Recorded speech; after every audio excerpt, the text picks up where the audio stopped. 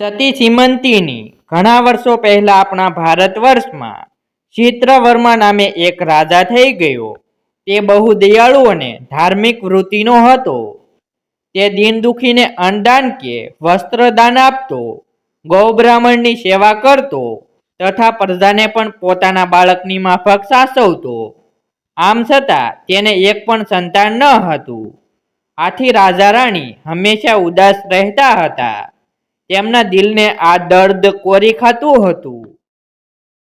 એક વખત ફરતા ફરતા નારદજી આવી ચઢ્યા.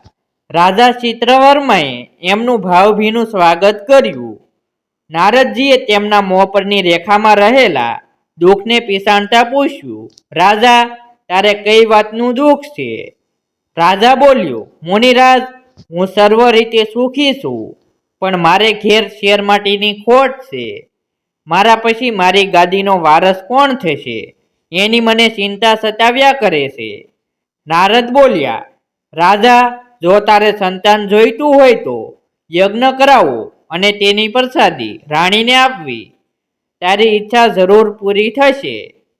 થોડા વખત પછી રાજાએ યજ્ઞ કરાવ્યો. તેમાં સર્વશ્રેષ્ઠ બ્રાહ્મણોને નોતર્યા. ધામધૂમથી યજ્ઞ કરી નારદજીના કહ્યા પ્રમાણે યજ્ઞની પ્રસાદી રાણીને ખવડાવી.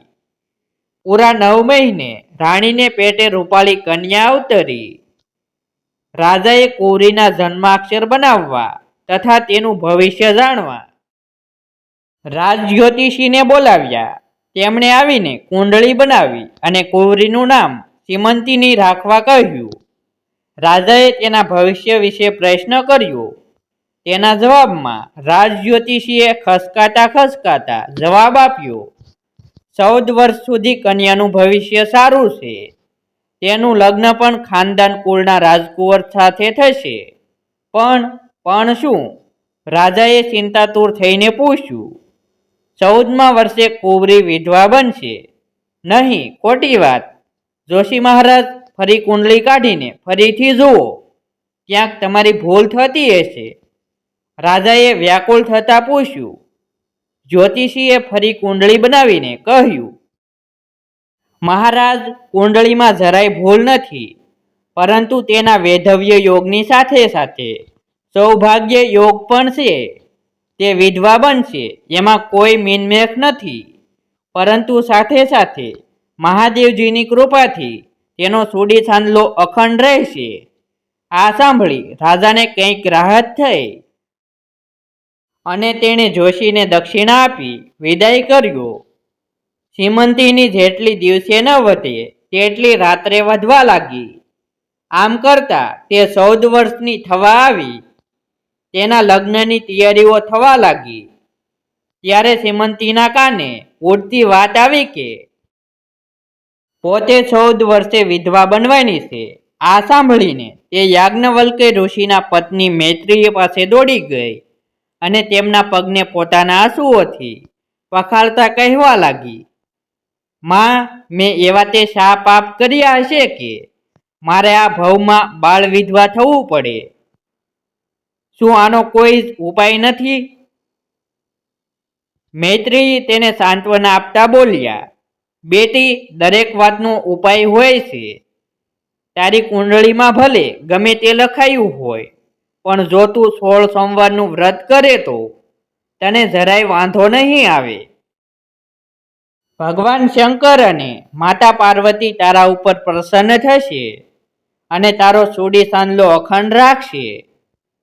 આ સાંભળી સીમંતીની ખૂબ ખુશ થઈ અને મહેલમાં આવી તેણે 16 સોમવારનું વ્રત શરૂ કરી દીધું.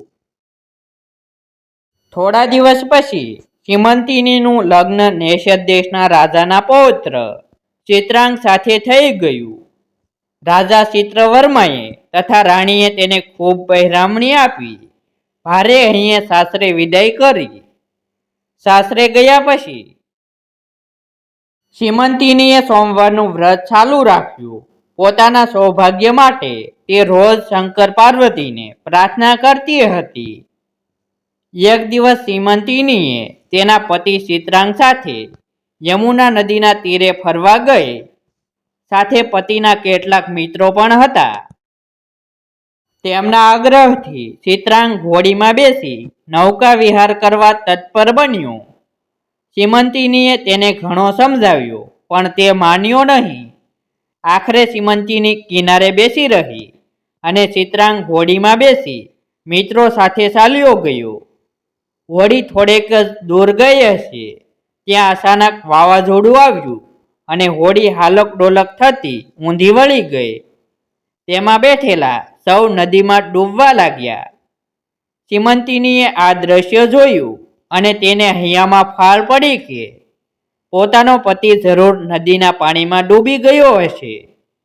એવામાં ત્યાં 2-4 માછીમારો આવી ચઢ્યા. તેમને પણ કોઈ હાથમાં ન આવ્યું. આથી નિરાશ થઈ તેઓ કિનારે પાછા ફર્યા. સીમંતિની રોતી કકળતી મહેલે ગઈ અને પોતાના સાસુ સસરાને બધી વાત કરી. આ વાત સાંભળી તેઓ પણ વિલાપ કરવા લાગ્યા. આ બાજુ યમુના નદીમાં જેવી હોડી ઊંધી વળી કે તરત એક નાગકન્યાએ ચિત્રાંગદને બચાવી લીધો. ત્યાર પછી તેને લઈને તે નાગરાજ પાસે આવી પહોંચી અને કહ્યું, પિતાજી, આ યુવાનને મેં ડૂબતો બચાવ્યો છે, તેને એના ઘેર પહોંચાડી દો. નાગરાજાએ તેને પોતાના મુંગટમાંથી એક મણી કાઢીને આપતા કહ્યું, હે યુવાન, આ મણી હાથમાં રાખી તું જ્યાં જવાની ઈચ્છા કરીશ ત્યાં તું પળવારમાં પહોંચી જઈશ. ચિત્રાંગદ આશ્ચર્યથી એ મણી સામે જોઈ રહ્યો. પછી નાગરાજાને પગે લાગી તથા રાજકન્યાનો આભાર માની હાથમાં મણી રાખી તે સીધો પોતાના મહેલમાં પહોંચ્યો. ચિત્રાંગદને સાજો સમો પોતાની સામે ઊભો રહેલો જોઈ સીમંતીના આશ્ચર્યનો પાર ન રહ્યો. તે દોડીને ચિત્રાંગદને ભેટી પડી. તેની આંખમાં હરખના આંસુ આવી ગયા. રાજા રાણી પણ તેને ભેટી પડ્યા. ચિત્રાંગદને ખાતરી થઈ ગઈ કે પોતાની પત્ની સીમંતીની સોમવારનું વ્રત કરે છે. તેના પ્રતાપે જ તે જીવતો પાછો ફર્યો છે. આથી તે પણ ભગવાન શંકર અને માતા પાર્વતીની ભાવપૂર્વક ભક્તિ કરવા લાગ્યો. સીમંતિનીએ પોતાનું સૌભાગ્ય પાછું મળ્યું તેના હરખમાં આજીવન વ્રત કરવાની પ્રતિજ્ઞા લીધી. થોડા વખત પછી શંકર પાર્વતીની કૃપાથી સીમંતિનીએ એકથી ચઢી જાય એવા 8 પુત્ર રત્નો જન્મ્યા. તેના પિતા ચિત્રવર્માને ત્યાં પણ પુત્રોનો જન્મ થયો. આમ વ્રતના પ્રભાવથી બંને કુટુંબમાં આનંદ છવાઈ ગયો.